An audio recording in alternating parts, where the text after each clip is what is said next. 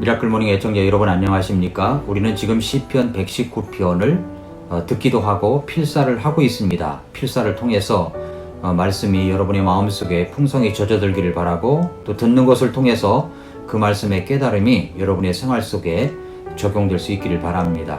탈무드에 이런 이야기가 있습니다. 예루살렘에서 멀리 떨어져 있는 한 유태인이 자기 아들을 예루살렘의 학교에 입학시켰습니다. 그런데 아들이 학교에서 공부하는 동안에 이 아버지가 갑작스러운 질병이 찾아와서 거의 죽게 되었습니다. 살아생전에 아들을 못 만나게 될지도 모르겠다라고 하는 생각 끝에 이 아버지는 유서를 씁니다. 근데 그 유서 내용이 전 재산을 노예에게 준다는 것이었고, 단 한 가지만 아들이 선택하도록 남겨두었습니다. 그리고 나서 이 아버지는 세상을 떠나고 말았습니다. 노예는 한편으로는 아들이 들을 때는 슬픈 소식이었지만 그 유서의 내용을 볼 때는 자신에게는 얼마나 기쁜 소식이었겠습니까? 그래서 그 유서 내용을 알려주고자 뛸 듯이 기뻐하면서 예루살렘으로 달려갑니다. 그리고 아들을 만나서 아버지의 부고 소식을 알립니다. 그리고 유서를 보여줍니다. 유서에는 전 재산을 노예에게 줄 것이며 너는 한 가지만 고를 수 있다, 그런 내용이 담겨져 있었습니다. 이 아들은 아버지가 돌아가셨다는 사실에 너무 슬펐고 전 재산을 노예에게 준다고 하는 그 유서 내용에 깜짝 놀랐습니다. 어찌됐든 간에 아들은 아버지의 장례를 잘 마치게 되었습니다. 그리고 나서 깊은 고민에 이제 빠지게 된 것입니다. 그래서 그는 이제 랍비의 집을 찾아가 랍비에게 이렇게 말합니다.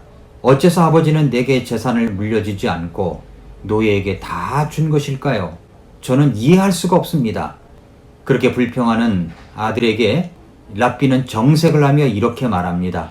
천만의 말씀, 자네의 아버지는 대단히 현명한 분이시라네. 그리고 자네를 진심으로 사랑하고 아끼는 분이시네. 이 유서를 보면 알 수 있지 않는가? 그러자 아들이 말합니다. 랍비여, 저는 전 재산을 노예에게 준다는 사실에 충격을 받았고 어떻게 해서 그렇게 어리석은 생각을 할 수 있을까? 애정은커녕 어떻게 그렇게 어리석은 생각을 할 수 있을까라고 생각하고 있습니다. 라고 말합니다.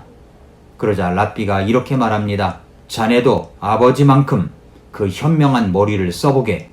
너의 부친이 무엇을 생각하고 있는지 알 수 있다면, 너의 부친이 너에게 바라고 있는 것이 무엇인지를 생각한다면 자네에게 훌륭한 재산을 남겼다는 것을 알 걸세. 랍비는 계속 말하기를, 너의 아버지는 노예가 자신이 죽으면 그것을 가지고 그 재산을 갖고 도망치거나 함부로 써버리거나 자기가 죽은 사실조차 아들에게 알리지 않는다면 어떻게 할까 하는 고민이 있었던 거라네. 그래서 여러 가지 생각 끝에 전 재산을 노예에게 다 준 거야. 재산을 전부 주면 노예는 기뻐서 그 유서 내용을 알리기 위하여 아들을 찾아갈 것이고 재산도 소중히 보관할 것이라고 생각을 한 것이네. 아들은 그 말을 듣고 도저히 계속 이해가 안 됐습니다. 그것이 나에게 무슨 소용이란 말입니까? 랍비가 말하기를, 자네는 역시 아직 지혜가 부족하군. 노예의 재산은 주인에게 속한다는 것을 모른단 말인가? 자네의 아버지는 노예에게 전 재산을 주고 자네에게는 한 가지만 선택하라고 한 건 말이야. 자네가 노예를 가지면 되지 않는가? 그러니 이거야말로 아버지의 애정어린 현명한 생각이 아니고 뭐란 말인가? 그 젊은이는 그제야 랍비의 말을 깨닫습니다. 재산이 누구 것이 되겠습니까? 노예의 재산은 주인의 것이기 때문입니다. 한 가지를 선택했는데 전부를 갖게 된 것입니다. 그렇다면 이 탈무드의 내용을 응용해서 여러분에게 묻겠습니다. 내가 이 세상에서 하나만 선택한다면 여러분은 무엇을 선택하시겠습니까? 무엇을 선택하겠습니까? 오늘 본문 시편 119편 57절부터 64절의 말씀을 보면은 그 한 가지를 선택했더니 모든 것을 가지게 되었다라고 하는 내용을 담고 있습니다. 시편 119편 57절부터 64절 내용은 알파벳 헤트로 시작되는 말씀, 그 첫 절에 오늘 답이 들어 있습니다. 오 주여, 주는 나의 몫이오니 내가 주의 말씀을 지키리라 말하였나이다. 여기서 오 주여 할 때 이 주는 여호와 하나님을 가리키는 겁니다. 감히 하나님의 이름을 부를 수가 없으니까 그렇게 표기한 것입니다. 그런데 그 여호와 하나님이 나의 목, 나의 분깃, 나의 상속재산이라는 말씀에 고백이 담겨져 있습니다. 이 한 가지, 주님이 나의 목, 주님이 나의 분깃, 주님이 나의 상속재산이라는 것을 선택한다면 우리가 선택하는 다른 것과 어떻게 비교될 수가 있겠습니까? 탈무드의 이야기처럼 노예만 선택하면 다 내 것이 된다고 했습니다. 우리가 하나님이 나의 몫이라면, 나의 분깃이라면 모든 것을 갖게 되는 것입니다. 그렇듯이 우리가 주님을 선택하면 그분이 나의 재산이고 나의 몫이고 나의 상급이고 나의 분깃입니다. 나머지 것들은 다 주님의 권능 아래에 있기 때문에 내가 거기에 속한 것들을 다 누릴 수가 있는 것입니다. 시편 119편 57절부터 64절은 두 파트로 나누어져 있습니다. 첫 번째 파트는 57절부터 60절까지인데 채우시는 하나님으로 인해서 말씀을 지키려는 열정이 담긴 노래입니다. 두 번째 파트는 61절부터 64절까지의 내용인데 그 내용은 유유상종이라고 볼 수가 있습니다. 사악한 자들은 사악한 자들끼리, 주님을 두려워하는 자들은 주님을 두려워하는 자들끼리 라고 주제를 붙일 수가 있습니다. 먼저 첫 번째 파트부터 볼까요? 57절부터 60절은 채우시는 하나님으로 인해서 내가 말씀을 지키겠다고 하는 고백이 담겨져 있다고 했습니다. 57절, 58절을 보십시오. 오 주여, 주는 나의 몫이오니 내가 주의 말씀들을 지키리라 말하였나이다. 내가 온 마음으로 주의 호의를 간구하였사오니 주의 말씀에 따라 내게 긍휼을 베푸소서 라고 말씀을 했습니다. 이 말씀 무슨 말씀입니까? 주님은 나의 전부라고 선포하십시오 라는 말씀입니다. 주님은 나의 분깃이신데, 몫인데, 나의 전부인데 여기에 올인해야 하는 것이 맞지 않겠습니까? 그래서 내가 온 마음으로 주께 간구를 한다고 이야기를 합니다.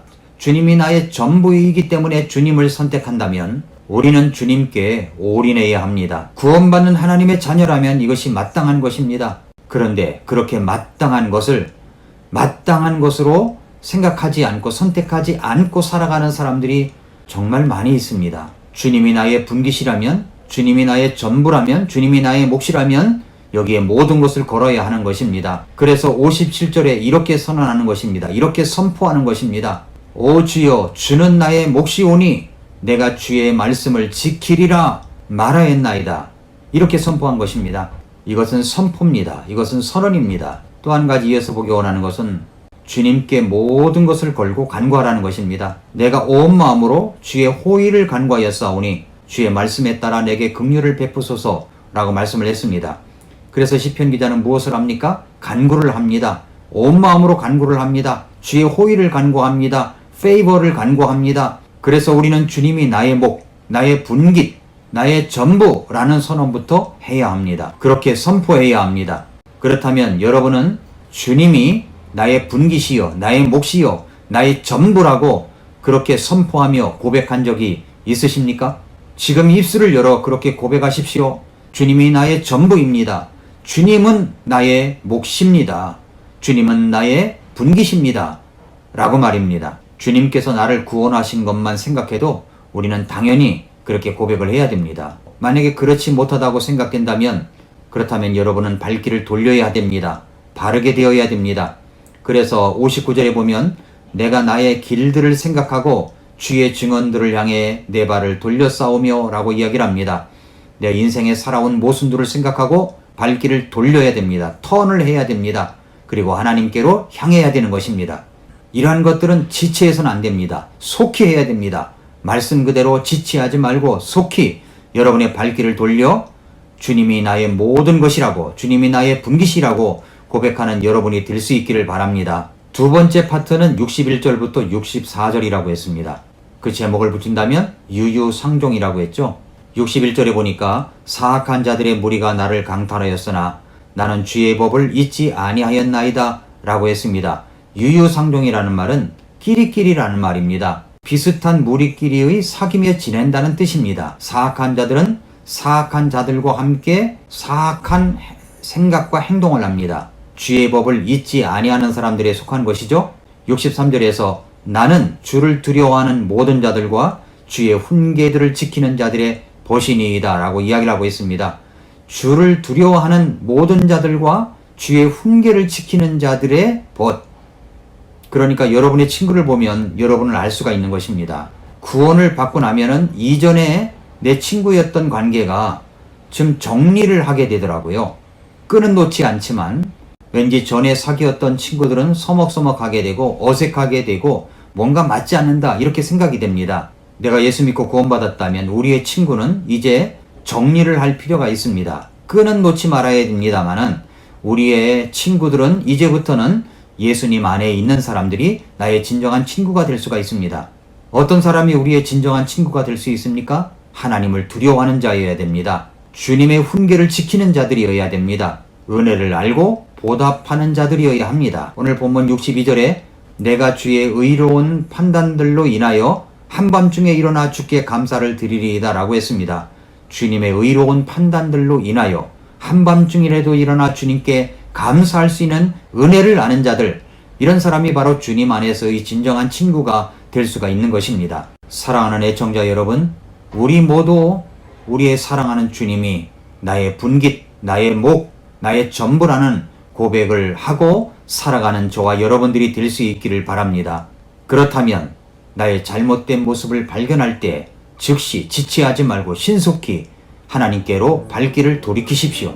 그리고 그분 앞에 엎드려 간절히 구하는 자가 되십시오. 그뿐만 아니라 유유상종의 원리를 알아서 믿지 않는 자와 영원한 동반자처럼 그렇게 함께 먹고 마시고 그렇게 사귀지 마시고 예수님 안에서 하나님을 두려워할 줄 알고 하나님의 은혜를 알고 갚을 줄 아는 그런 사람들과 동료가 되어서 교회를 이루고 함께 교제하는 여러분들이 되시기를 바랍니다.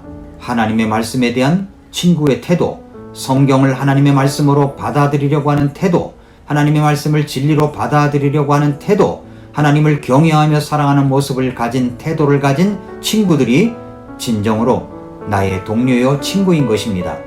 그렇게 공동체를 이루어 교회의 구성원이 되어 하나님을 섬기며 서로를 섬기며 주님의 사명을 감당하는 사람들, 이런 사람들이야말로 주님의 은혜를 아는 사람들인 것입니다.